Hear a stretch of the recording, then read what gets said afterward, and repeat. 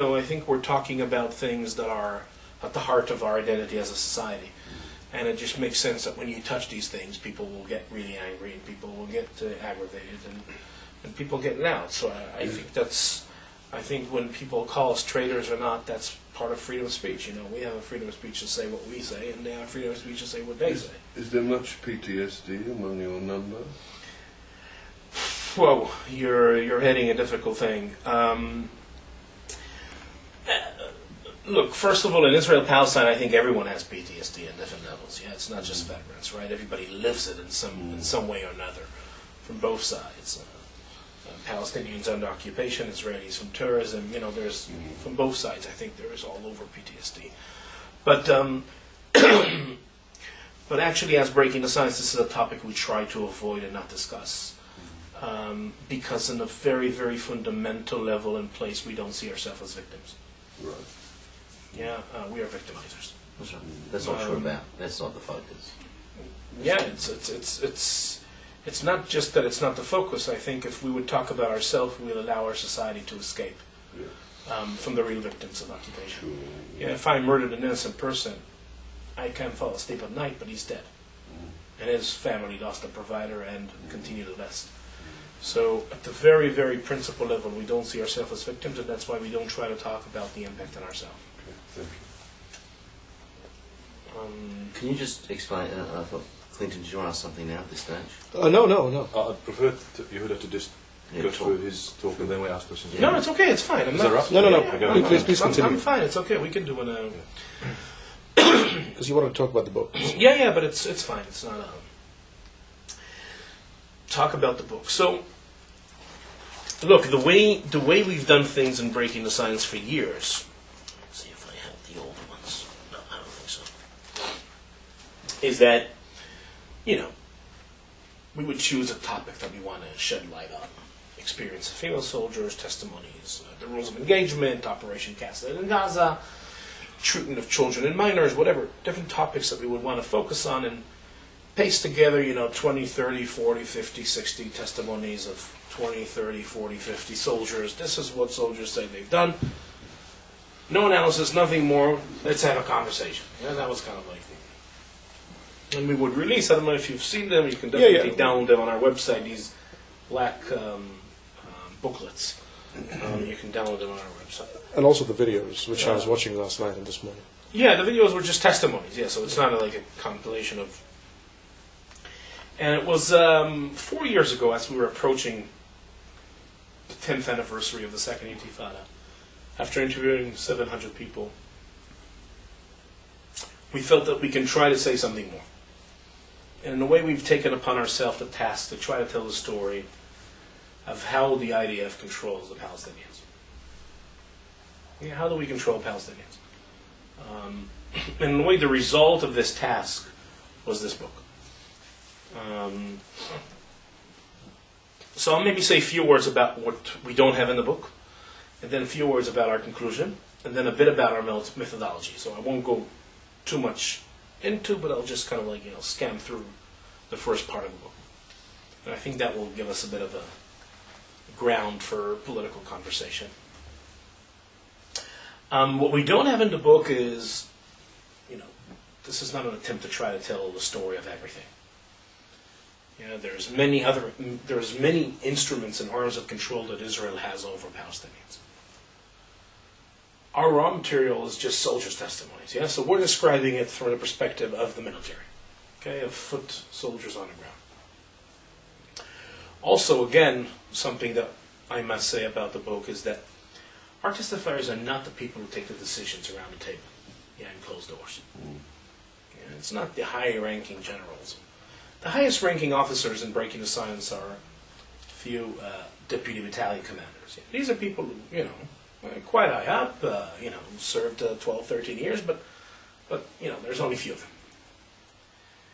them. So how did we come to a greater conclusion and outlook about things? It's very simple. We have testifiers from all IDF units who served in the occupied territories all the years, and if a soldier in one unit in 2001 in Gaza, in 2002 in Hebron, 2003 Nablus, 2004 Jenin, 2005 Kilkiya, 2008 Nablus again. And if they all talk the same, there's probably something greater. So that was the idea, basically, of looking. And that's how we've done the work around this book. A bit about the conclusion. When we came to this project, we came from the perspective that we grew up on as Israelis, which is, if you want to understand what the Israeli military is doing in the occupied territories, how we control the Palestinians, what the hell we're doing there, it's very simple. We are there to protect Israel from terrorism. Yeah, that's... You know what? It's not only Israel. There is settlements. There are settlers who live there. And it doesn't matter what you think about them. You might think that it's wrong. You might think that they should be removed. But as long we don't have a solution to the conflict, as long they're there, they're Israeli civilians, they deserve protection, so we're there also to defend them, not only the state of Israel. Yeah? If I try to put it in an easier way, the perspective is very simple. What Israel is doing in the occupied territories, we're playing defense, so to speak. Yeah. The thing is that once we started working on this project and reading through all the materials we had and putting 1 + 1 together, very quick we got to the conclusion that playing defense is a very small part of what we do. What the military is mainly doing in the occupied territories is playing offense. And it's not playing offense against terrorism. It's playing offense against Palestinian independence. And I'll try to clarify a bit what I mean. The thing is that when you usually have a conversation about military occupation, it doesn't matter from which framework you come, from international relations, international law, whatever you look at it.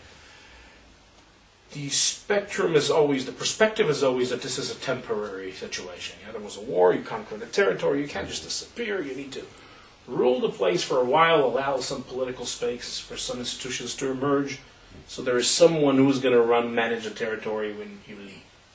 You know what, today there's also other things. We sometimes invade countries and take down regimes, but then right away the discussion we start is nation building. I'm not here to argue whether it works or not, that's irrelevant, but at least the mindset is that the minute we stepped in, we're starting to count our days out, when we're going to go out. And that's why, the counterinsurgency and winning hearts and minds and all these slogans and tactics and strategies and whatever how you want to look at it. What's interesting is if you put the Israeli occupation together, if you put together the details, you get very quick an understanding that our occupation is designed to make sure, nothing emerges. The military behaves as if there is no end in sight. There's a lot of people who look at, the improvement of Palestinian economy, the improvement of humanitarian situation, and basically come and argue from that politically, we're on the way out. Things are improving and we're on the way out. There's the political process, there's wherever you look at it, and what we're trying to say is that if you look very, very carefully at how the military operates, you understand we're always on the way in. What the military is mainly doing is maintaining and entrenching absolute Israel's military control over Palestinians. Now, I don't have the time to lay down the entire argument, but I'll just kind of walk you through a bit about our methodology, and I hope that's going to be a good start for us. We basically divided all IDF activities in the occupied territories to 4 different pillars, code names. I don't know how to call it. The book is published for years and I still don't know what. These are the 4 chapters of the book. First one is called Sikul, prevention. Second is Afrada, separation. Mirikam Chaim, fabric of life. And the 4th is law enforcement. And basically, these are all 4 code names. I don't know if you've heard them before. But the average Israeli, and especially the average soldier, is very familiar with these code names. And usually the connotation that a person has from it is something positive. And what we're trying to do is basically to decode it. Compare what the concept of the average Israeli or the average soldier has when he hears prevention and what it actually means. And slowly, by decoding these 4 codes, we kind of like build our argument. So I'll walk you through just the first one. Okay, we're not going to go too much in, but I think that will be enough to understand. So I don't know if you've heard the word sikul before. Prevention. Prevention sounds like a very defensive word, right? In Hebrew, you call it sikul. The word is sikul. Now, you probably don't, it doesn't mean anything to you, but the average Israeli hears the word sikul, there is one thing that comes into his mind, and that is sikul memukad. Targeted prevention. What is that?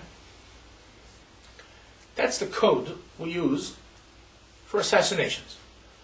Okay, so if you would be in the morning show today, and last night there was an assassination, so the word you would use, sikul memukad, targeted prevention, yeah? Which stands for one of the most defensive things you can ever think of, yeah? There's a ticking bomb scenario, right?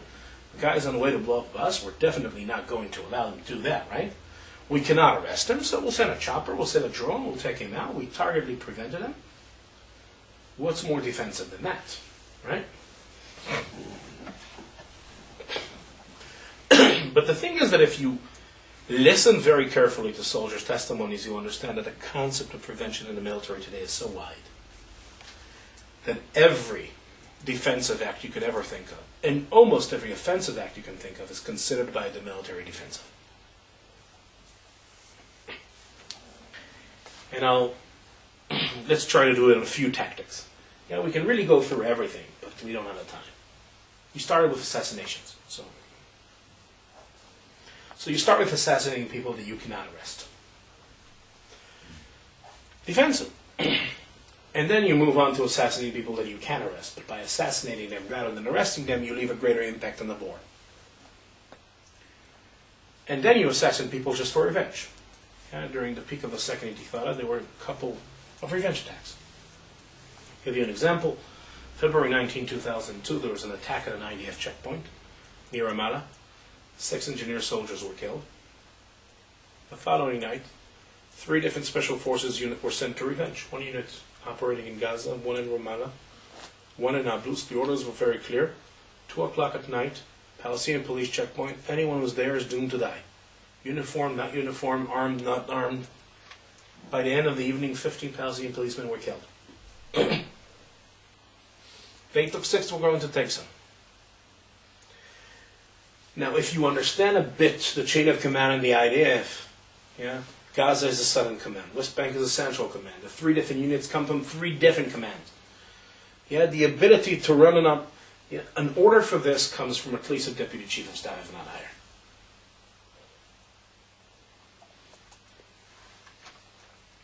Two soldiers from the squad that attacked Ramallah, the checkpoint near Ramallah, are members of Breaking the Silence. One of the officers who led the attack in Nablus, and another person from the attack in Nablus are members of Breaking the Silence. Yeah, this is covered from all angles. There's no arrest. Take another tactic. You start with arresting bad guys, you move to arresting cousins of bad guys to put some pressure, and then you have mass arrests. What is a mass arrest? How we call it in the military? You go into a village, all the men from 20 to 40, from 25 to 45, from 18, different times, different places, different numbers, different ages. And I can really, really go on and on and on with every tactic like this to show you the defensive aspect of it, and now it becomes a very offensive aspect. But the peak of this concept of prevention is what we call in the military making our presence felt. I don't know if you've heard this phrase before. The concept in the military says this: if Palestinians will get the feeling that the IDF is all the time everywhere, they'll be afraid to attack.